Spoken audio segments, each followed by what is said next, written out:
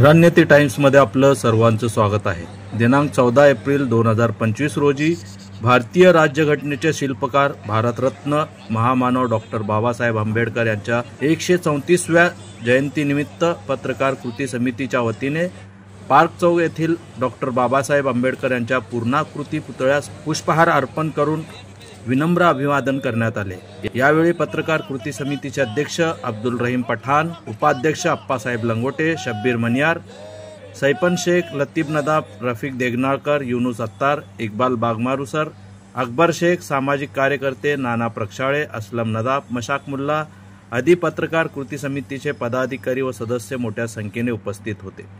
पत्रकार कृती समितीचे अध्यक्ष अब्दुल रहीम पठाण यांनी आपले मनोगत व्यक्त करताना म्हणाले की आज या ठिकाणी महामानव भारतरत्न डॉक्टर बाबासाहेब आंबेडकर यांची जयंती या निमित्ताने पत्रकार कृती समिती सोलापूर शहर जिल्हा शाखेच्या वतीने सर्व तमाम भारतीयांना जयंतीच्या हार्दिक शुभेच्छा। आज डॉक्टर बाबासाहेब आंबेडकरांनी आपल्याला जे संविधान दिलेलं आहे त्या संविधानाचा वापर आपण आपल्या जीवनामध्ये कसा केला पाहिजे याची परिस्थिती आपल्याला आली पाहिजे।